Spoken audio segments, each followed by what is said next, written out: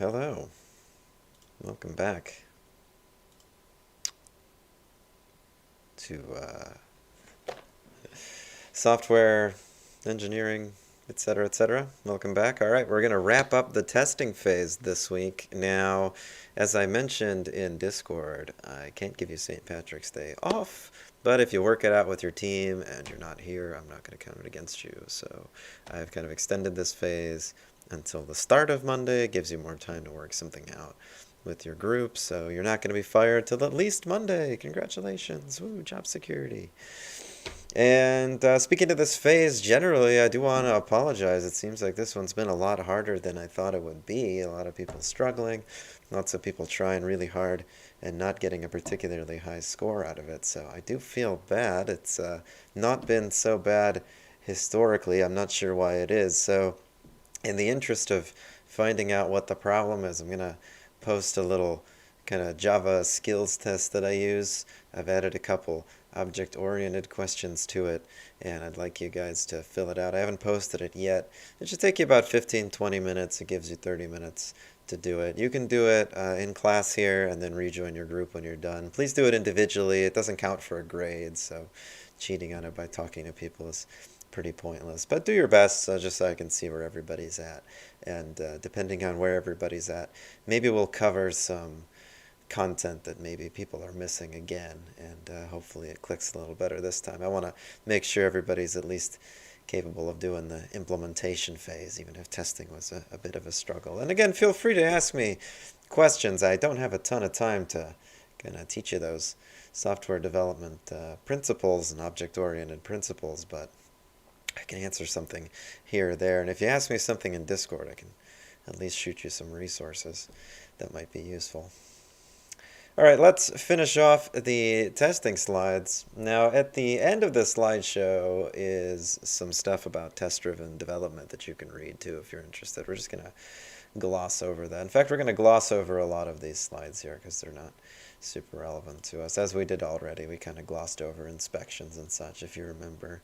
And I doubt any of you are going to be performing inspections on your code. Let's see where we were at.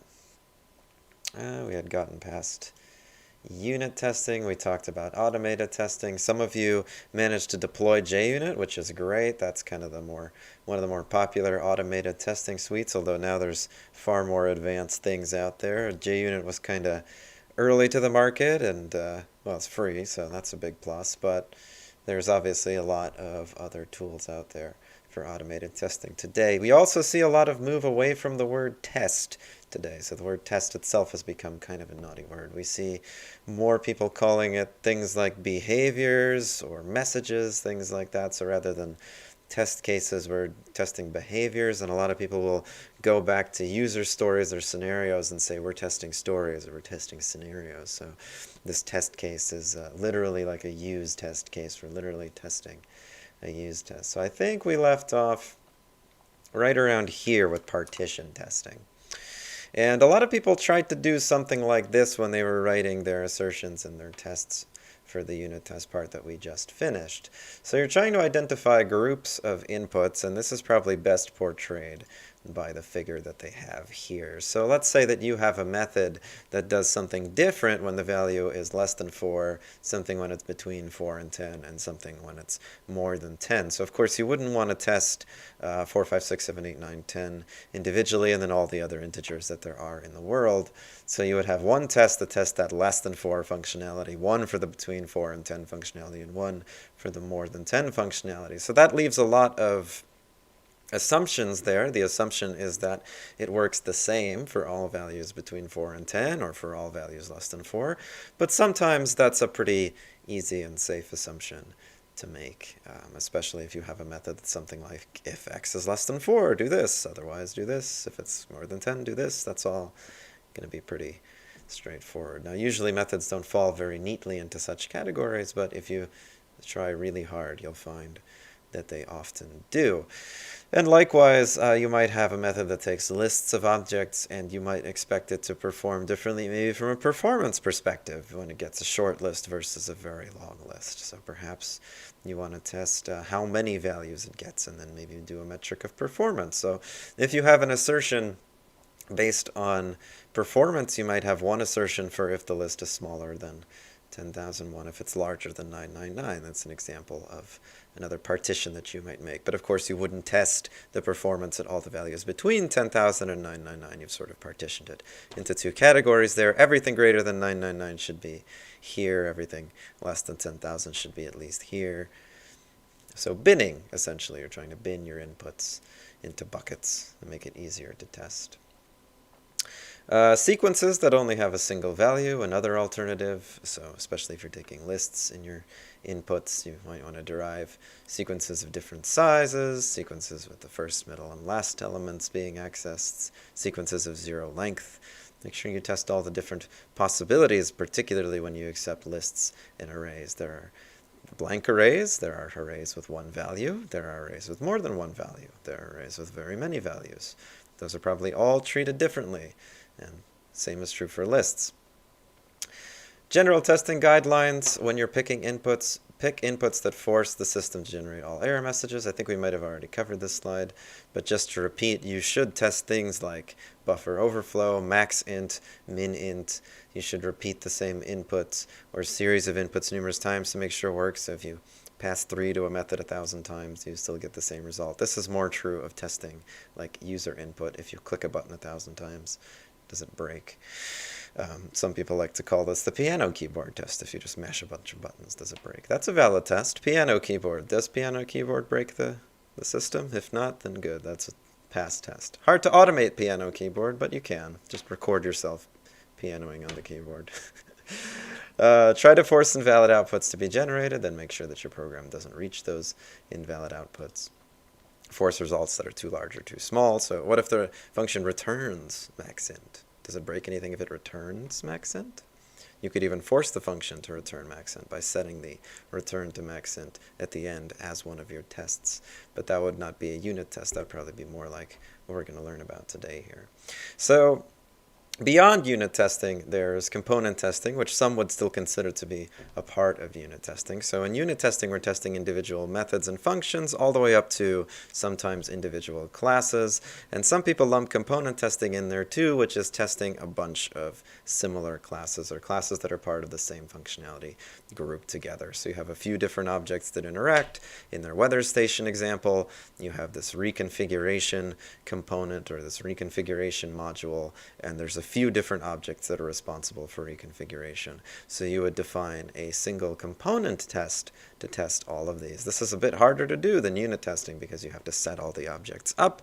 This requires you to kind of make a separate driver almost for the component that you're trying to test usually, although testing environments will have a smarter way to set it up than just making a driver. Some of you already basically did this for the last part. So you made a separate driver, and then you had kind of like a main method for a particular kind of component or functionality that you were testing, where you instantiated a bunch of objects and then tested their properties. That's closer to component testing than what you were supposed to do, which is unit testing, where you're supposed to be testing individual methods and maybe the entire class as a whole. So testing composite components should focus on showing that that component behaves according to the spec. So if you have the reconfiguration component, it reconfigures successfully. Some of you have really distinct components, like you have, let's say, database blob. You decided that there was a component that's responsible for adding things to the database, but it also interacts with some kind of network thing, and it also interacts with whatever the user's end of it to send the data there is. So there's a few different objects in that category. It's not just the thing that adds things to the database, but altogether they make up the adding things to database behavior. You could write a composite component test for all of those classes together, doing the behavior of adding things to the system. Then interface testing is testing the interface between objects. So we know in object-oriented programming, different objects interact with each other. Sometimes that's instantiating an object. So let's say object foo makes an instance of object bar. That means it has to call its constructor. So some common errors can occur when we pass the parameters wrong. There might be shared memory. There might be common fields. There might be statics. There might be singletons. There might be procedural interfaces and message passing interfaces. Those are probably not something you guys are going to implement for the most part, but let's look at a couple of examples of what might happen. that you might catch with interface testing. So let's say that one object, one component, calls another component and then somehow makes an error in the way that it calls it. So object foo calls object bar, and a method in object bar takes two variables, x1 and x2, but you pass them out of order. Okay, so that would be an interface error. So you need to kind of write some tests that make sure that the properties are passed in the right order. This is going to be a lot harder to do, so you'll probably have very few, if any, of these. But when you do instantiate objects in other objects, think about how you might make sure that the parameters are being passed correctly in the right order, all of that stuff. Interface misunderstanding, you make some incorrect assumptions. Let's say that foo calls something in bar, and bar requires you to instantiate a different method first. So bar requires you to call bar.a before bar.b, but you call bar.b without calling bar.a. So that's an error. So you could write an assertion that verifies that bar.a was called before bar.b, or something like that. A test that makes sure that any time that bar.b is called, that bar.a was called before it, or that bar was instantiated however it needs to be, whatever. Or maybe method bar only takes positive numbers, you try to pass it a negative number, that's a misunderstanding about what method a requires there, so you need to pass it the right kind of number. So those would be qualified under interface issues, and you might come up with at least a few of those. So for interface testing, you want to also test parameters, again, that are in the extremes of their ranges. So max int, min int, 0, positive infinity, negative infinity, not a number. Test numbers that will output max int when they're fed in as inputs. Test pointer parameters. If you're taking an object as an argument, what happens when you give it a null object? Well, it shouldn't crash. It should handle null objects correctly, else it's supposed to crash, which is usually not the intended behavior. So you should design tests that do cause the component to fail, and you can work out how to prevent that or make sure they fail gracefully in the event that they're supposed to. Stress testing is helpful here, so passing lots and lots of stuff over and over again, depending on how the system works. So if it's like a networked system and it accepts inbound connections, so again, like database blob or any of the other networked ones like Frog Finder or something. What if you get 1 million requests for something in a second? What happens then? What's supposed to happen then? That might be an example of a interface test. And we probably don't have shared memory systems, but if you do, if you have some kind of common system statics or something that the entire system depends on, and multiple different classes reference, what happens when multiple classes try to reference them at the same time? Maybe you even have threading. That's obviously its own issue altogether.